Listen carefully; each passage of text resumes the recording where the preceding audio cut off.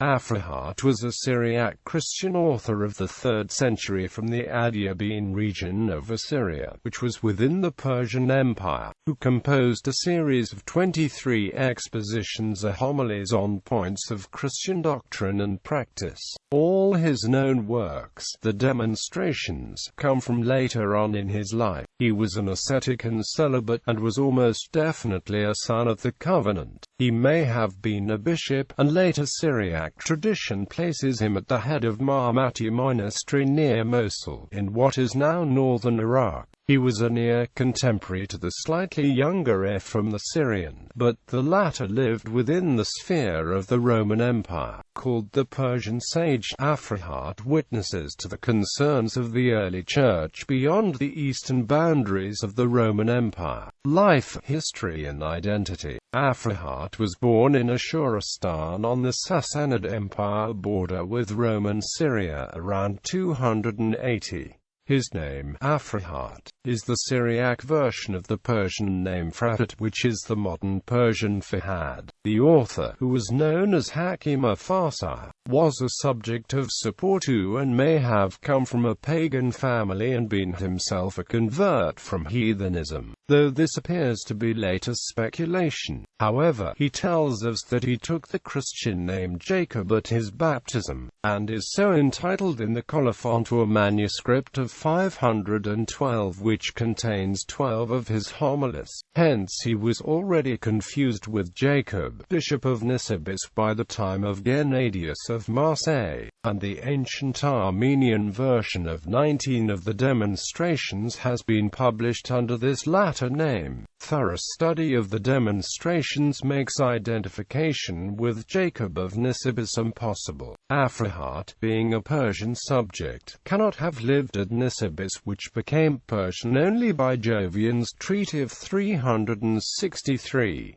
Furthermore, Jacob of Nisibis, who attended the First Council of Nicaea, died in 338, and from the internal evidence of Aphrahat's works he must have witnessed the beginning of the persecution of Christians in the early 340s by Shapur II of Persia. The persecutions arose out of political tensions between Rome and Persia, particularly the declaration of Constantine I that Rome should be a Christian empire. Shapur perhaps grew anxious that the largely Assyrian and Armenian Christians within the Persian Empire might secretly support Rome. There are elements in Aphrahat's writing that show great pastoral concern for his harried flock. Caught in the midst of all this turmoil, it is learnt that his name was Aphrahat from comparatively late writers, such as Barbalul, Elias of Nisibis, Bar-Hebraeus and Abdasho. George, bishop of the Arabs, writing in 714 to a friend who had sent him a series of questions about the Persian sage, confesses ignorance of his name, home and rank, but gathers from his works that he was a monk, and of high esteem in the clergy. The fact that in 344 he was selected to draw up a circular letter from a council of bishops and other clergy to the churches of Ctesiphon and Seleucia on the Tigris and elsewhere is held by Dr. Wright and others to prove that he was a bishop.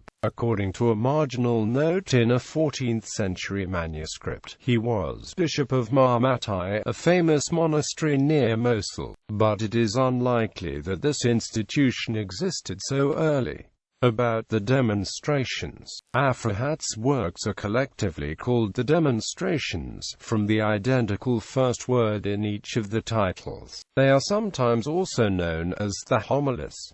There are 23 demonstrations in all. Each work deals with a different item of faith or practice, and is a pastoral homily or exposition. The demonstrations are works of prose, but frequently, Aphrahat employs a poetic rhythm and imagery to his writing. Each of the first 22 demonstrations begins with each successive letter of the Syriac alphabet. The demonstrations were not composed all at one time, but in 3 distinct periods. The first 10, composed in 337, concerned themselves with Christian life and church order and predate the persecutions. Demonstrations 11 to 22 were composed at the height of the persecution in 344. Some of this group deal with matters as before, others focus on apocalyptic themes.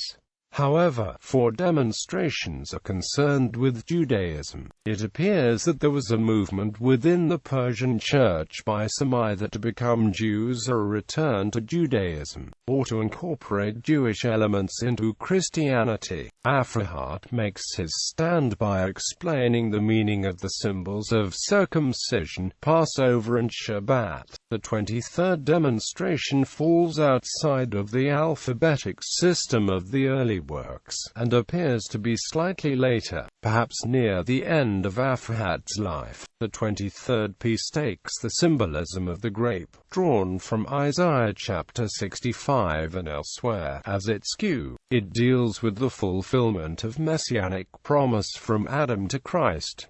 Aphrahat never strays too far from the Bible in the demonstrations. He is not given to philosophizing. All of his gospel quotations seem to be drawn from the Diatessaron, the gospel harmony that served the church at his time. Aphrahat's mode of biblical interpretation is strikingly similar to that of the Babylonian rabbinic academies of his day. His position within the church is indicated in Demonstration 14, in which Aphrahat appears to be writing a letter on behalf of his synod to the clergy of the Persian capital, Seleucia on the Tigris. In Demonstrations 5, Aphrahat dealt with eschatology. Concerning the beasts of Daniel chapter 7, he identified the first beast as Babylon, the second, Media and Persia, the third, Alexander's Macedonian Empire. The 4 heads of the leopard were the 4 successors of Alexander. The 4th beast appeared to include both the Macedonian successors of Alexander and the Roman emperors. Its horns he applied to the Seleucid kings down to Antiochus, whom he identified as the little horn. He reduced the times and half a time to 1 1/2 times, in order to fit the 10.5 years of Antiochus's persecution of the Jews.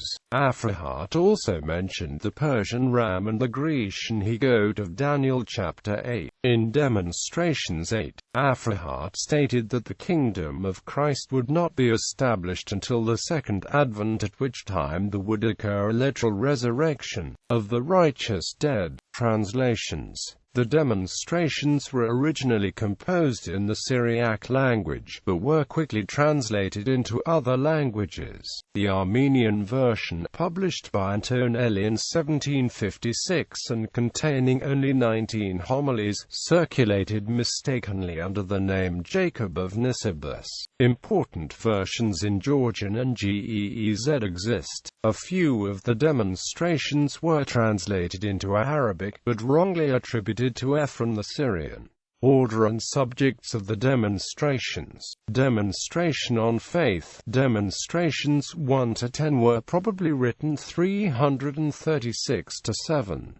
Demonstration on charity. Demonstration on fasting. Demonstration on prayer. Demonstration on wars. Demonstration on members of the covenant. Demonstration on penitence. Demonstration on resurrection. Demonstration on humility. Demonstration on pastors. Demonstration on circumcision. Demonstrations 11 to 22 were probably written 344. Demonstration on the Passover. Demonstration on the Sabbath. Demonstration on preaching. Demonstration on various foods. Demonstration on the call of the Gentiles. Demonstration on Jesus the Messiah. Demonstration on virginity. Demonstration on the dispersion of Israel.